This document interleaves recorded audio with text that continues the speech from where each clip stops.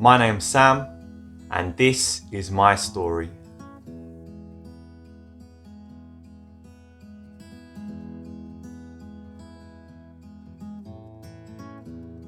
Growing up, I grew up in a Christian family.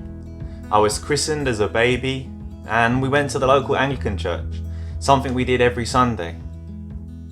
But even though I grew up in the church, it was just kind of like a social thing for me. We had a sports hall in the building where the church met, and I enjoyed playing football with my friends, but I didn't really enjoy church. It was a bit boring, and I remember going to Sunday school and things like that and just not really enjoying it. All the other kids seemed to know all these other Bible characters and people and know all the answers, and I just didn't get it. I didn't read the Bible for myself and found the whole thing kind of boring, really.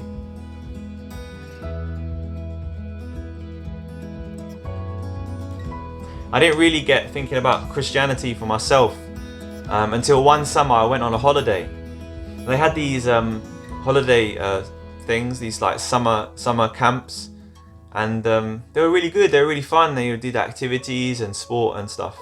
But what really stuck with me was not the activities and the football, which I really enjoyed. It was actually the talks, because every evening they would give a message from the Bible about Jesus. And those messages really stuck with me. I'd probably heard stuff about Jesus before, but it was in those talks that I really got gripped by the message, that I had to do something in response to it. I remember really clearly hearing a talk about sin. I mean, I didn't realise that was a problem. I thought myself as pretty good guy. You know, I did well in school, I tried to behave and all that kind of stuff.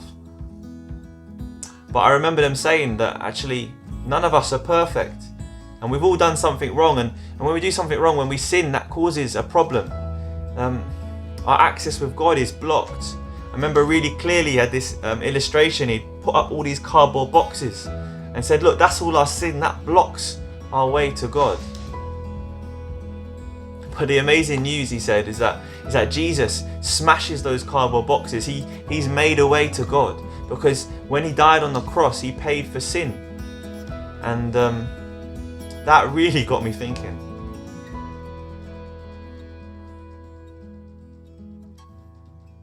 So I was thinking while I was at this Christian summer holiday about what they've been saying, and it was in those talks that I realised that actually Jesus was someone that I needed to respond to. I had to do something. The pieces all fit together for me. I realised that Jesus had died for me on that cross. He died for my sin, and that I wanted to follow him. And so I prayed for God's help to follow him, and I decided from that day that I was going to follow him as my Lord and Saviour. I was going to live his way and trust that he'd done it all for me on the cross.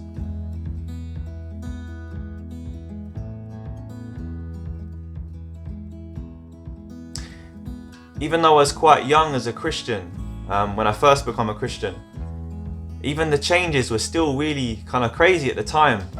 I mean, I remember I'd barely read the Bible before, but I suddenly had this real strong urge to read it. I had this sudden hunger. I just read loads and loads of the Bible.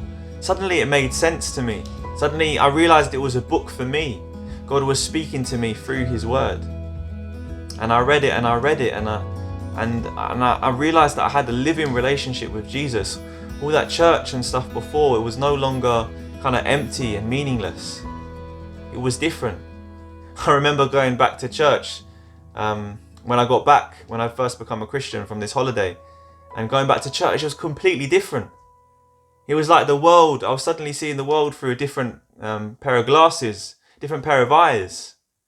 Everything had meaning, and it's been the same since then, really. I've gone through a lot. I was quite young when I first became a Christian, but throughout all of life's trials and difficulties, Jesus has always been there for me, and he sustained my faith. He's been someone I could look to in my darkest times, and someone that I can rejoice and be thankful to in my happiest times.